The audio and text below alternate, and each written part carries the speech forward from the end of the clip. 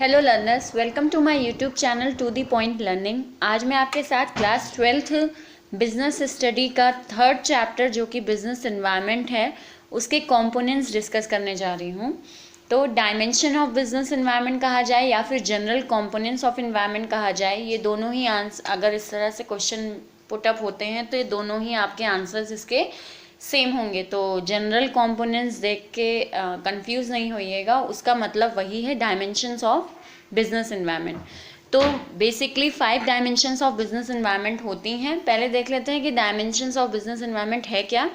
तो ये वो एनवायरनमेंट है जिसको एक बिजनेसमैन कंट्रोल नहीं कर सकता, उसे हम जनरल बिजनेस एनवायरनमेंट कहते हैं, जिसका इफेक्ट बिजनेस पे पड़ता है और ये एक बिजनेसमैन के लिए कंट्रोलेबल नहीं है इसको रोकना। मतलब आउटसाइड बिजनेस एनवायरनमेंट जो अफेक्ट करें उसे हम कहेंगे डायमेंशंस ऑफ बिजनेस एनवायरनमेंट। तो इसमें सबसे पहला आता है इकोनॉमिक एनवायरनमेंट। इकोनॉमिक मतलब पैसे से जुड़ी हुई चीज़ें। तो बिल्कुल पूरी कंट्री में जिस भी कंट्री में बिजनेस हो रहा है उस कंट्री की पूरी इकोनॉमिक वैल्यू या पूरी की पूरी इकोनॉमिक सिचुएशन इस कंपोनेंट को अफेक्ट करती है। यानी पैसे से रिलेटेड कंट्री में कोई भी बात है तो वो बिजनेस को डायरेक्टली और इनडायरेक्टली अफेक्ट करेगी ही। फॉर एग्जाम्पल क्या यहाँ आपको फर्दर पॉइंट्स दिए हैं। पहला है एनी चेंज इन टैक्सेस, मतलब टैक्स रेट में कोई भी चेंज होगा तो बिल्कुल वो इफेक्ट बिजनेस को करेगा। अगर टैक्स रेट बढ़ जाता है तो यानी रॉ मटेरियल भी महंगे हो जाएंगे, रॉ मटेरियल महंगे हो जाएंगे तो कॉस्ट ऑफ प्रोडक्शन महंगी हो जाएगी। तो इसलिए चेंज इन टैक्सेस, और इसी तरह से टैक्स रेट अगर कम हुए किसी चीज़ पर या कोई ऐसी चीज़ बनाई जा रही है, कोई ऐसा प्रोडक्शन हो रहा है जिसमें टैक्स रेट बहुत लगता है, टैक्सेस चार्ज बहुत लगते हैं, तो बिल्कुल उसको बनाना और उसको बेचना दोनों ही एक बिजनेसमैन के लिए टफ टास्क होगा। तो कंट्री में टैक्स रेट अफेक्ट करते हैं। नेक्स्ट आते हैं एनी चेंज इन इंटरेस्ट रेट। किसी भी तरह के इंटरेस्ट रेट में डाउनफॉल आ रहा है या वो इंटरेस्ट रेट रेज हो रहे हैं तो वो भी बिजनेस को अफेक्ट करता है। इंटरेस्ट रेट ऐसे कि अगर इंटरेस्ट रेट गवर्नमेंट बहुत कम कर रही है तो उस केस में जो मिडिल क्लास लोग होंगे वो भी लोन वगैरह लेने के लिए बहुत ज़्यादा आगे बढ़ेंगे, तो उनके हाथ में जो लिक्विडेटेड मनी होगी यानी जो खर्च करने वाली मनी होगी वो प्रोडक्ट वगैरह पे खर्च करने की जगह कहाँ खर्च करने लगेंगे, लोन वगैरह लेने में। तो इस तरह से एक बिजनेसमैन को इफेक्ट पड़ेगा। और अगर इंटरेस्ट रेट वो बढ़ा देते हैं तो इंटरेस्ट रेट बढ़ने से जो बिजनेसमैन ने अगर कोई लोन ले रखा है तो उस पर इंटरेस्ट चार्ज बढ़ जाएगा। तो बिल्कुल दोनों ही केस में बिजनेसमैन को इफेक्ट करेगा। नेक्स्ट आते हैं एनी चेंज इन इनकम और सेविंग इन्वेस्टमेंट। अगर इनकम, सेविंग और इन्वेस्टमेंट की हैबिट में कोई चेंज आ रहा है, अगर लोग इन्वेस्टमेंट की ओर ज़्यादा अट्रैक्ट हो रहे हैं कि हम पैसा इन्वेस्ट करें तो बिजनेसमैन के लिए फ़ायदेमंद होगा। वहीं अगर लोगों की सेविंग कैपेसिटी बढ़ रही है, लोग अपना पैसा सेव करना चाहते हैं, कहीं खर्च नहीं करना चाहते, तो वो एडवर्सली इफेक्ट कर सकता है एक बिज़नेस को कि लोग पैसा बिजनेस में नहीं लगा रहे, लोग पैसा प्रोडक्ट खरीदने में नहीं लगा रहे। देन आते हैं एनी चेंज इन इनकम। इनकम में कोई बदलाव आ रहा है, यानी लोगों की अगर इनकम बढ़ रही है तो उनकी फिर बोरोइंग कैपेसिटी भी बढ़ेगी, वो लोग प्रोडक्ट ज़्यादा खरीदना शुरू कर देंगे। नेक्स्ट पॉइंट आते हैं change in inflation rate. Inflation rate अगर चेंज होता है या कंट्री में इन्फ्लेशन राइज होता है, इन्फ्लेशन मतलब होता है कि प्राइसेस का बढ़ जाना, प्रोडक्ट जो है उनकी प्राइसेस का बढ़ जाना। अब अगर ये बढ़ेगी तो बिल्कुल जो रॉ मटेरियल है वो भी महंगा हो जाएगा, और वही सेम कॉन्सेप्ट कि रॉ मटेरियल महंगा होगा तो कॉस्ट ऑफ प्रोडक्शन महंगी होगी, कॉस्ट ऑफ प्रोडक्शन महंगी होगी तो फाइनल प्रोडक्ट जो बनेगा वो महंगा हो जाएगा। तो बिल्कुल इन्फ्लेशन रेट भी अफेक्ट करता है। देन आते हैं any change in value of rupee. Rupee में कोई चेंज आ रहा है, जैसे आपके रुपी में डिमोनेटाइजेशन आया था तो उसमें 500 और 1000 के जो नोट थे वो हटा दिए गए थे, तो बिल्कुल वो भी अफेक्ट करता है बिज़नेस को। ठीक है, उसमें भी आपका ये इकोनॉमिक इफेक्ट ही होगा पैसे से रिलेटेड। नेक्स्ट आते हैं स्टॉक मार्केट इंडिसेस, यानी कि स्टॉक मार्केट में कोई डाउनफॉल या कोई राइज आएगा, यानी शेयर प्राइसेस आपके महंगे हो जाएंगे या ज़्यादा हो जाएंगे, तो वो भी एक बिज़नेस को अफेक्ट करता है। अगर शेयर मार्केट में आपकी कंपनी के प्राइस जो हैं शेयर के वो बढ़ने लगेंगे तो आपके बिज़नेस को फ़ायदा होगा, क्योंकि आपके पास पैसा ज़्यादा आएगा बिज़नेस करने के लिए। वहीं अगर शेयर प्राइस फॉल हो गए तो बिल्कुल मंदी का टाइम है और शेयर प्राइसेस फॉल हो गए तो फिर बिजनेसमैन को इन्वेस्टमेंट के लिए पैसे कम मिलेंगे। देन आते हैं जीडीपी, एक कंट्री की जीडीपी अफेक्ट करती है, इसीलिए मेनली जीडीपी को बहुत इंपॉर्टेंट रोल माना जाता है कि पर कैपिटा इनकम कितनी है एक इंसान की उस कंट्री में। तो इनकम अगर अच्छी है तो वो ज़्यादा अच्छे से अफेक्ट करेगी, और अगर इनकम कम है तो वो खर्च करने में उससे ज़्यादा लगाएगा।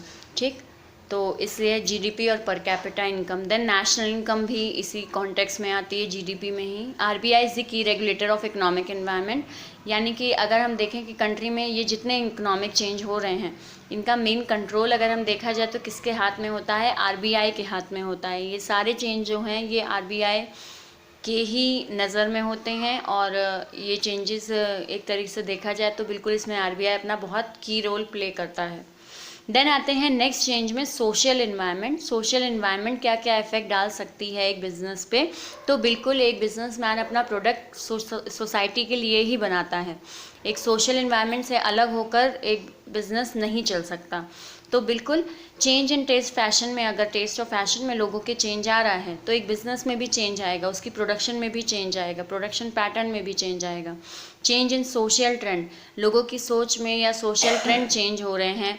सोशल ट्रेंड में आप ले सकते हैं कि फॉर एग्ज़ाम्पल कि लोग हेल्थ कॉन्शियस हो रहे हैं तो वो लोग अपना ट्रेंड चेंज कर रहे हैं, फास्ट फूड से वो लोग डाइट वगैरह वो लोग हेल्दी फूड की ओर स्विच ओवर कर रहे हैं, तो वो बिज़नेस को अफेक्ट करेगा। देन आते हैं increase in number of working women. अगर वर्किंग वुमेन इंक्रीज़ हो रही हैं एक सोसाइटी में तो बिल्कुल वर्किंग वुमेन के बढ़ने से आपको आपके बिज़नेस को ऐसे इफेक्ट पड़ेगा कि आप लोग प्रोडक्शन पैटर्न चेंज करना चाहेंगे, वुमेन के क्लोथिंग वगैरह चेंज करना चाहेंगे, उसके प्रोडक्शन में चेंज करना चाहेंगे, या आप वेजेस जिनको दे रहे हैं अभी तक, अगर वुमेन को वेजेस कम दे रहे हैं और मेन को ज़्यादा दे रहे हैं तो आप दोनों को इक्वल देना पड़ेगा। क्यों? क्योंकि वुमेन की वर्किंग एनवायरनमेंट चेंज हो रही है, उनका स्टेटस बदल रहा है। नेक्स्ट आते हैं कस्टम्स एंड ट्रेडिशंस। आपकी पर्टिकुलर कंट्री में जहाँ आप बिज़नेस कर रहे हैं वहाँ जो कस्टम्स फॉलो होते हैं, जो ट्रेडिशंस फॉलो होते हैं, उनके अकॉर्डिंग आपको प्रोडक्ट हर वक्त बदलना पड़ेगा ही, हर वक्त उनके अकॉर्डिंग आपको सोचना पड़ेगा ही। अगर अलग सोचते हैं, अपने ही एक ट्रेंड फॉलो करते हैं तो फिर मार्केट में आप स्टैंड नहीं कर सकते। देन वैल्यूज़ फॉलोड, एक जो वैल्यू फॉलोड होती है एक पर्टिकुलर कंट्री में तो वो भी अफेक्ट करती है। फॉर एग्जांपल हमारे यहाँ ट्रेडिशनल वैल्यूज़ फॉलो होती हैं, तो हमारे यहाँ इंडियन क्लोथ्स का बहुत ज़्यादा इम्पॉर्टेंट रोल है हमारी कंट्री में। तो आप अगर क्लोथ्स वगैरह डिज़ाइन करते हैं तो उस केस में आप इंडियन क्लोथ्स को इग्नोर नहीं कर सकते, आपको इम्पोर्टेंस उसे देनी ही होगी, तभी आपके बिज़नेस को फ़ायदा होगा। नेक्स्ट सेलिब्रेशन ऑफ फेस्टिवल, जैसे फेस्टिवल के दौरान आपकी मिठाई वगैरह की डिमांड बढ़ जाती है तो बिल्कुल ये अफेक्ट करता है। सेलिब्रेशन ऑफ वेरियस फेस्टिवल्स, चाहे नेशनल फेस्टिवल्स हों चाहे आपके रिलीजियस फेस्टिवल हो, दोनों ही अफेक्ट करते हैं बिज़नेस को। देन आते हैं स्टैंडर्ड ऑफ लिविंग, लोगों का जैसे जीने का तरीका बढ़ेगा, स्टैंडर्डाइज होगा, उसी तरह से उनके प्रोडक्ट के प्रति उनका नेचर भी चेंज होता जाता है। फॉर एग्ज़ाम्पल जैसे अब टेक्नोलॉजी बहुत आगे बढ़ गई है तो लिविंग स्टैंडर्ड में हर जगह आपको टेक्नोलॉजी इंट्रोड्यूस करनी पड़ेगी। डिमांड वॉशिंग मशीन की ज़्यादा बढ़ जाएगी, एसी की ज़्यादा बढ़ जाएगी और उसको आपको कोप अप करना पड़ेगा। तो बिल्कुल स्टैंडर्ड ऑफ लिविंग लोगों का बढ़ने की वजह से आपके प्रोडक्शन पे असर पड़ता है। Then change in education literacy rate, आपका लिटरेसी रेट अगर बढ़ रहा है सोसाइटी में, लोग पढ़े लिखे, अब मेजर लोग जो हैं वो पढ़े लिखे हैं, तो आपको अपने प्रोडक्ट को भी फिर उसी स्मार्ट तरीके से डिज़ाइन करना होगा ताकि आपका कस्टमर, एक एजुकेटेड कस्टमर आपके प्रोडक्ट की ओर अट्रैक्ट हो। फिर और दूसरी एक एस्पेक्ट आता है कि वर्कर्स में, अगर वर्कर्स में लिटरेसी रेट बढ़ रहा है, आपके यहाँ जो वर्कर काम कर रहे हैं वो पढ़े लिखे हैं, तो बिल्कुल आपको फिर उनको वेजेस वगैरह उस हिसाब से देने होंगे, आपको पॉलिसीज़ उनके लिए उसके अकॉर्डिंग रखनी पड़ेगी, जो अल्टीमेटली बिज़नेस के कॉस्ट पे अफेक्ट करेगा। तो बिल्कुल सोशल इन्वायरमेंट भी अफेक्ट करता है। नेक्स्ट आते हैं हम पॉलिटिकल इन्वायरमेंट पे, तो attitude of elected government representatives. Political environment हो गया आपका जैसे किस कंट्री में कौन सी पार्टी फंक्शन में है, उस पार्टी का इफेक्ट बिल्कुल एक बिजनेसमैन पे पड़ता है। गवर्नमेंट का क्या, गवर्नमेंट के रिप्रेजेंटेटिव्स कैसे हैं, कैसे इलेक्ट हुए हैं, कौन रिप्रेजेंटेटिव है, उनकी बात मान के बिजनेसमैन को अपने पैटर्न को बदलना होता है और उसको फॉलो भी करना होता है। General stability and peace in political condition of country. अगर दो कंट्रीज़ के बीच पॉलिटिकल रिलेशंस ख़राब हैं, फॉर एग्जांपल आपका इंडिया और पाकिस्तान, तो इनके बीच अगर कोई ट्रेड हो रहा है तो वो एक बिजनेसमैन के ट्रेड को अफेक्ट करेगा ही। कि अगर कंट्रीज़ के रिलेशन अच्छे नहीं है तो फिर उनके बीच ट्रेडिंग भी उतनी अच्छी नहीं होगी, पॉसिबल ही नहीं होगी, या अच्छी ट्रेडिंग नहीं हो पाएगी, उससे कोई फ़ायदा नहीं होगा, प्रॉफिट नहीं होगा। देन आते हैं policy changes implemented by different government.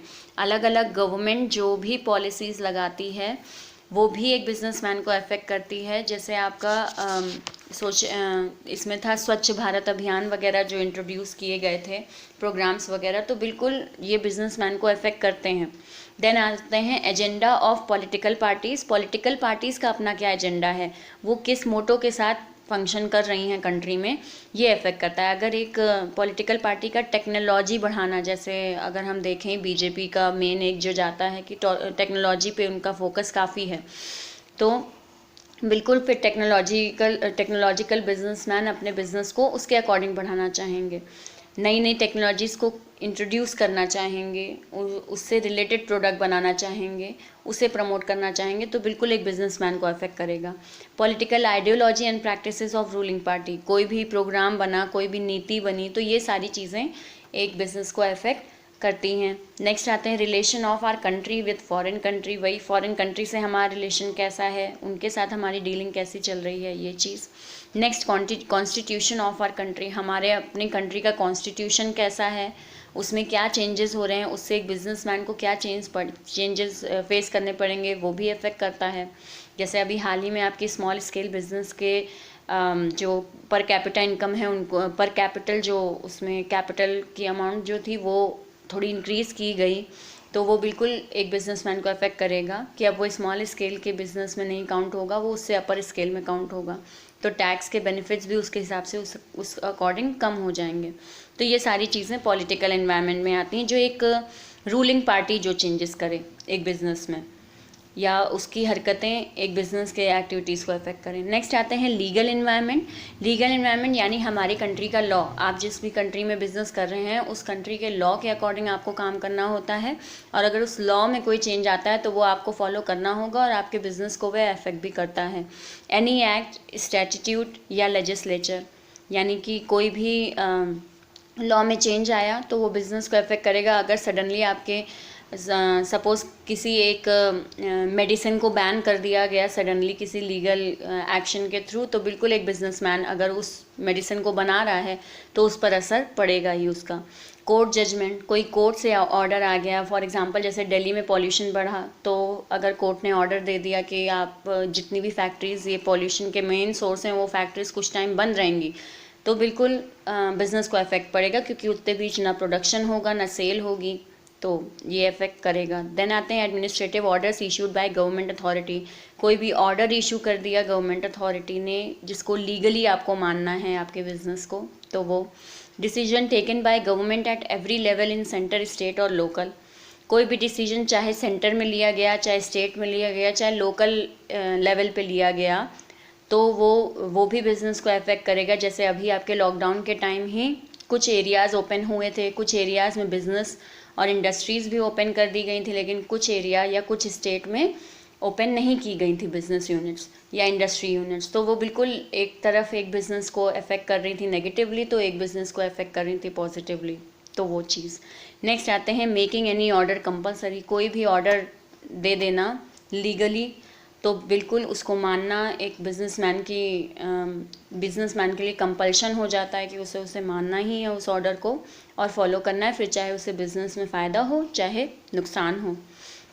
Last आते हैं अपने टेक्नोलॉजिकल इन्वायरमेंट में किस तरह अफेक्ट करता है, यानी हमारी कंट्री में टेक्नोलॉजी का जो अब बहुत ज़्यादा रोल हो गया है, तो वो भी बिज़नेस को काफ़ी हद तक अफेक्ट करती है, चाहे प्रोडक्शन के लेवल पे अफेक्ट करे, चाहे आपके प्रोडक्ट की सेल पर अफेक्ट करें। तो बिल्कुल change in method of production, अगर न्यू मशीन्स आई हैं तो अगर आपका बिज़नेस उस न्यू मशीन को ग्रैब नहीं करेगा, उस न्यू मशीनरी से प्रोडक्शन स्टार्ट नहीं करेगा, तो प्रोडक्ट उस लेवल का नहीं बन पाएगा जिस लेवल के आप प्रोडक्ट आपके कॉम्पिटिटर्स बना रहे हैं। तो आपको अपनी प्रोडक्शन को चेंज करना ही होगा अगर मार्केट में आप सर्वाइव करना चाहते हैं। Next new machinery, new equipments.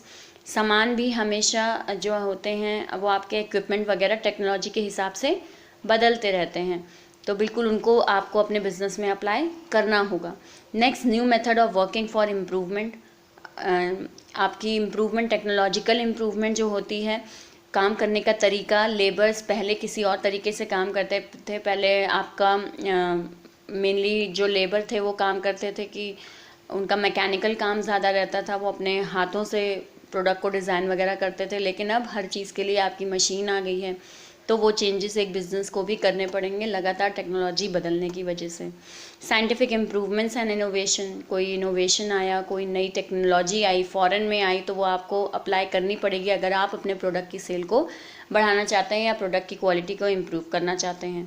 New techniques and methods of operating business, business को चलाने के लिए भी जो न्यू टेक्नोलॉजीज़ आ रही हैं वो अप्लाई करनी ही होंगी आपके अपने बिज़नेस को, आप उसे अवॉइड नहीं कर सकते। अगर बिज़नेस में ग्रोथ आप चाहते हैं या एक्सपेंशन बिज़नेस में एक नीड है जो ज़रूरी है आपको बाकी कॉम्पिटिटर से कॉम्पीट करने के लिए, तो बिल्कुल ये सारी चीज़ें भी अफेक्ट करती हैं। भले ही आपकी एट द प्रेजेंट आपकी प्रोडक्शन की कॉस्ट बढ़ जाए ये सारे चेंजेस करने की वजह से, लेकिन इससे अल्टीमेटली आपके प्रोडक्ट को फ़ायदा होगा। तो बिल्कुल बिजनेसमैन ये टेक्नोलॉजी चेंजेस जो हैं इनको अप्लाई करते हैं और करना भी चाहिए, तभी एक आप मार्केट में एक बिजनेसमैन स्टैंड कर सकता है। तो ये हमने सारे इन्वायरमेंट, जितने भी बिजनेस इन्वायरमेंट जो अफेक्ट करते हैं उनकी डायमेंशंस को डिस्कस किया। आई होप आपको ये क्लियर हुआ हो। अगर इससे रिलेटेड कोई भी क्वेरी है तो कमेंट सेक्शन में ज़रूर मेंशन करें। मेरे चैनल पे नए हैं तो सब्सक्राइब ज़रूर करें, उसे बेल आइकन क्लिक करें so that you will get all the notifications, और मेरे चैनल को लाइक सब्सक्राइब करें। And thank you and have a nice day.